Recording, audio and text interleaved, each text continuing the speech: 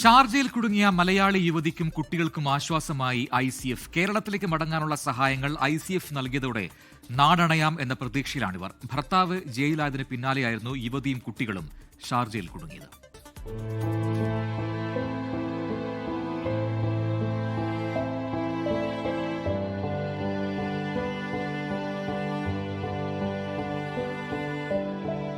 ഇനിയൊന്ന് സമാധാനമായി ശ്വാസമെടുക്കാം.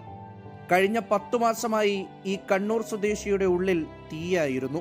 ഭർത്താവും കുട്ടിയുമൊത്ത് സന്തോഷത്തോടെ ജീവിക്കുന്നതിനിടയിലാണ് വിധി ഈ പെൺകുട്ടിയെ തകർത്തത്.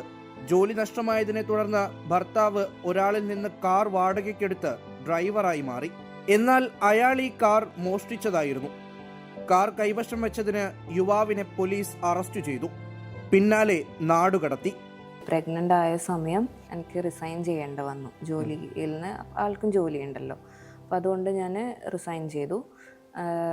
അതിൻ്റെ ഇടയിൽ ആളുടേതും ജോലി നഷ്ടപ്പെട്ടു. അപ്പോൾ അതുകൊണ്ട് ആൾ വേറെ ഒരു റെൻ്റേ കാർ എടുത്തിട്ട് ആൾ പുതിയൊരു സ്റ്റാർട്ടപ്പ് പോലെ ബിസിനസ് ചെയ്യാൻ തുടങ്ങി.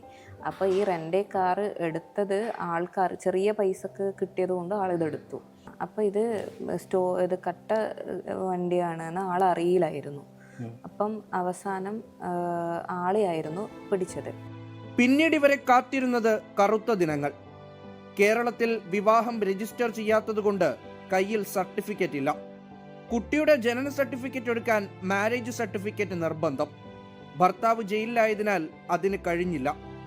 അതിനിടയിലാണ് താൻ ഗർഭിണിയാണെന്ന് യുവതി തിരിച്ചറിയുന്നത്.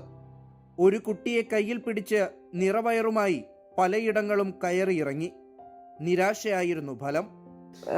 മൂത്ത ആളുടെ ബർത്ത് സർട്ടിഫിക്കറ്റിന് വേണ്ടിയിട്ട് കുറേയൊക്കെ സംഘടനകളായിട്ടും കൗൺസിലേറ്റും ഒക്കെ ബന്ധപ്പെട്ടിട്ടുണ്ടായിരുന്നു. പക്ഷേ അവിടെ നിന്നൊന്നും എനിക്ക് പ്രോപ്പറായിട്ട് കിട്ടിയിരുന്നില്ല.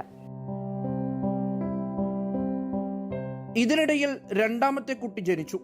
അപ്പോഴും നാടണയാനുള്ള ഓട്ടം എങ്ങും എത്തിയിരുന്നില്ല. ഒടുവിൽ ഷാർജ ICFന്റെ മുന്നിലെത്തി. Secretary Subair Pathimangalam, welfare secretary Ismail Thoovakkunnu, Abdurahman Maniyoor എന്നിവർ യുവതിക്ക് അഭയമൊരുക്കി.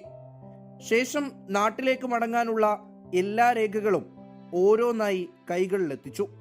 ഇതുപോലത്തെ ആളുകൾ എന്തെയും കൃത്യമായ കാര്യങ്ങളൊന്നും മനസ്സിലാക്കാതെ തന്നെ ഇതുപോലെ ലീസിന് വണ്ടിയെടുക്കും. വണ്ടിയെടുത്ത് കഴിഞ്ഞാൽ അതിൻ്റെ ബാക്ക്ഗ്രൗണ്ട് എന്താണെന്ന് ഇവർ അറിയുന്നില്ല. ഇവർ ഓടിക്കൊണ്ടിരിക്കും. എപ്പോഴെങ്കിലും ഇവിടുത്തെ പോലീസിൻ്റെ പിടിയിൽപ്പെട്ട് കഴിഞ്ഞാലാണ് അറിയുന്നത് ഈ വണ്ടി അവരവിടെ നിന്ന് ഇങ്ങനെ കട്ട് കൊണ്ടുവരുന്നത്. പ്രത്യേകിച്ച് ഈ ഇത്തരം വണ്ടികൾ എന്ന് പറഞ്ഞു കഴിഞ്ഞാൽ അവർ ഗാരേജിലേക്ക് കൊണ്ടുപോയിട്ട് അതിൻ്റെ മോഡിഫൈ ചെയ്തിട്ടാണ് പുറത്തേക്ക് ഇറക്കുന്നുണ്ടാവുക. അതൊന്നും ഈ ആൾക്കാർ അറിയുന്ന കസ്റ്റമർ അറിയുന്നില്ല. അപ്പോൾ പിന്നീട് അത് ചേസ് നമ്പറൊക്കെ പരിശോധിക്കുമ്പോഴൊന്നും അറിയാം ഇതൊരു കട്ട വണ്ടിയാണെന്നൊക്കെ മനസ്സിലാക്കാൻ പറ്റും. അപ്പോൾ അങ്ങനെ ആകുമ്പോൾ എന്ന് പറഞ്ഞു കഴിഞ്ഞാൽ ഇവിടുത്തെ നിയമനത്തെക്കുറിച്ച് നമുക്കറിയാമല്ലോ എന്താണെന്നുള്ളത്. അപ്പോൾ അതിൽ നമുക്ക് ഈ എടുത്ത ആൾക്കാർക്കൊന്നും പ്രൂഫ് ചെയ്യാൻ പറ്റില്ല. ഞങ്ങളല്ല ഇത് ചെയ്തതെന്ന് ഒന്നും പ്രൂഫ് ചെയ്യാൻ പറ്റില്ല. കാരണം ഒന്ന്, ഇതുപോലെ വാടകയ്ക്ക് എടുക്കുന്ന തന്നെ നിയമവിരുദ്ധമാണ്. അപ്പോൾ അതുകൊണ്ട് തന്നെ അവിടെ നമുക്ക് ഇവർക്ക് എന്ത് ചെയ്യാൻ പറ്റില്ല, അവിടെ ഒരു പ്രൂഫ് ചെയ്യാനുള്ളൊരു ചാൻസ് അവിടെ ഇല്ല.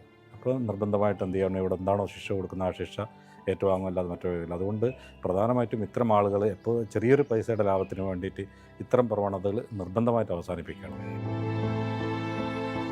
ദിവസങ്ങൾക്കുള്ളിൽ തന്റെ പൊന്നോമനകളുമായി വീട്ടിലെത്താമെന്ന പ്രതീക്ഷയിലാണ് ഈ യുവതി.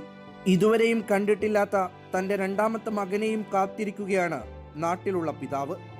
മുഹമ്മദ് റഹീസ്, 24, ദുബായ്. ലോകത്തെവിടെയായാലും ഏത് സമയത്തും 24 വാർത്തകളും ഓഗ്മെന്റഡ് റിയാലിറ്റി പാക്കേജുകളും എക്സ്പ്ലെയിനറുകളും വിശദമായി കാണാൻ ഞങ്ങളുടെ YouTube ചാനൽ നിങ്ങൾക്ക് സബ്സ്ക്രൈബ് ചെയ്യാം.